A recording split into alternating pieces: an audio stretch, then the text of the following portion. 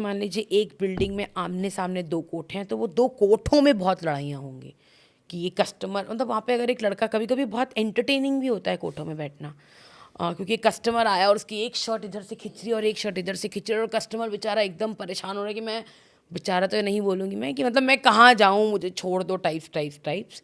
And फिर जो औरत जीतती है या जो औरत धमकी दे देती है दूसरी औरत को, तो वो उसको जाने देती है उसके पास। तो वो वाला कंपटीशन वहाँ पर बहुत ज़्यादा है।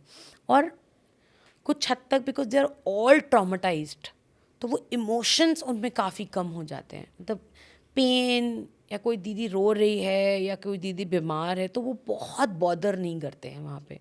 ठीक है बीमार है, चल बहाने मत मार, कस्टमर अटेंड कर, मतलब ऐसा वाला वहाँ पे काफ़ी ज़्यादा वो रहता है। काफ़ी पेनफुल कहानियाँ इसमें है। कोई मिथ सेक्स वर्कर्स को लेकर जो समाज में बहुत वायरल हो?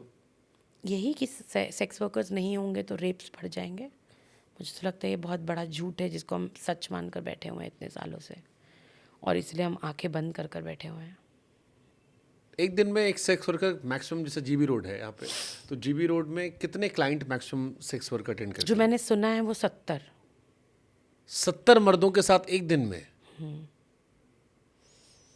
जब आप बहुत यंग होते हो तो they are like dead bodies in that one day. तो जब इनिशियली ईयर्स में वो लड़की को उन्होंने इतना ड्रग्स दे के ऐसा रखा होता है कि वो मरी हुई होती है। आदमी आएंगे जाएंगे, आएंगे जाएंगे, आएंगे जाएंगे, पे करेंगे, आएंगे जाएंगे। तो initial years of that girl is this much of number, 40, 50, 60, 70। Average क्या होता होगा? मतलब एवरेज एक दिन में? एक टाइम के बाद आके, तो मैंने आपको बोला ना, 2-3 भी मिल जाए तो बहुत बड़ी बात है। हाँ। एक एज के बाद। बट अगर पीक एज में बात करें हम? पीक एज में अगर हम बात करें तो 15 से 18 रोज? रोज, 20 भी, मतलब रोज। And they work for few hours. हाँ, मतलब वो अगर पूरी रात काम कर रही हैं तो फिर वो पूरा दिन काम नहीं करती हैं। कुछ औरतें वो दिन में सोती हैं 3-4-5 घंटे, फिर मेकअप करने में उनको समय लगता है, खाना बनाना, खाना खाना। तो वो रात का समय, मान लीजिए वो रात को 8 बजे शुरू हुई हैं और वो सुबह 7 या 8 बजे तक ये काम कर रही हैं। तो वो उस टाइम पे इतने क्लाइंट्स ले लेती हैं।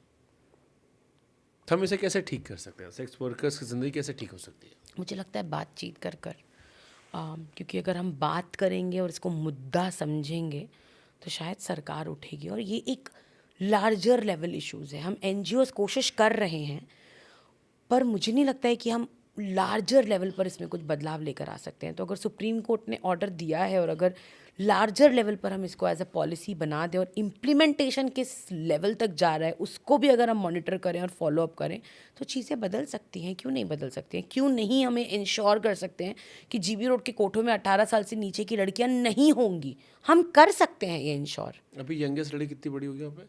5 साल की बच्चियां भी हैं वहाँ पे, 6 साल की लड़कियां भी हैं वहाँ पे, 12 साल की लड़कियां तो मैंने आपको बोला है वो फुल फ्लेजेड सेक्स वर्कर्स बन जाती हैं।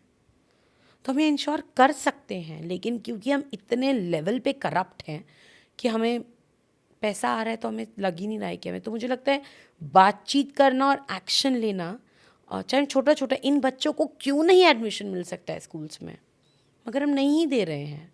मैं जब जब कटकथा शुरू हुआ था तो मैं बहुत स्कूल्स में गई थी और उन्होंने बोला हम तो सेंसिटिव हैं, लेकिन गीतांजलि हमारे टीचर्स शायद सेंसिटिव नहीं होंगे या बच्चे सेंसिटिव नहीं होंगे।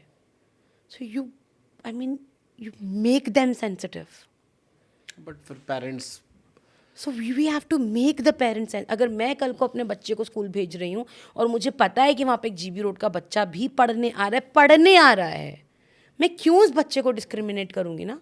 तो ये तो सेंसिटिविटी हमें एज अ कंट्री लेकर आनी पड़ेगी ना, कि वो मेरी वजह से, अगर मैं अवेयर सिटीज़न होती तो शायद लड़कियां ना होती सेक्स वर्क में। बट क्योंकि हम लोग आंखें बंद कर कर दुनिया बैठे को हुए लगता ना हैं। कि हम दुनिया सुधारने थोड़ी ना आए।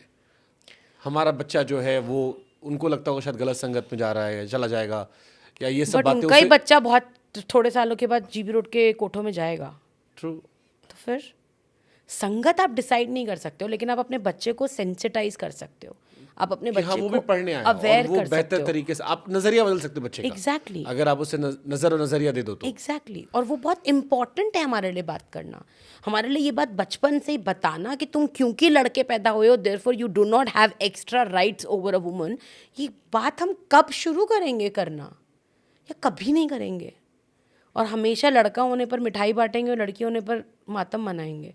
ये भी बदल रहा है ना अब कहीं ना कहीं। किसी ज़माने में तो हम ये नहीं सोच सकते कि लड़की पैदा होने पर भी लड्डू बांट रहे हैं माँ बाप, बट अभी बदल रहा है, तो बदलाव पॉसिबल है, बट हम करना तो चाहें। आखिरी सवाल, जीबी रोड के बारे में 4-5 बातें जो लोग ना जानते हो। जीबी रोड पे हर लड़की अपनी मर्जी से नहीं है। ओके, जीबी रोड पे बच्चे होते हैं, अक्सर मुझसे सवाल पूछा जाता है, वो भी माएँ हैं, वो माएँ हैं, उनके लिए सबसे बड़ा रिश्ता है उनका बच्चा। वो अपने बच्चों को उतना ही प्यार करती हैं जितनी एक कोई भी माँ करती है। वो अपने बच्चे के लिए जान दे सकती है और जान ले भी सकती है, जैसे और माएँ करती हैं।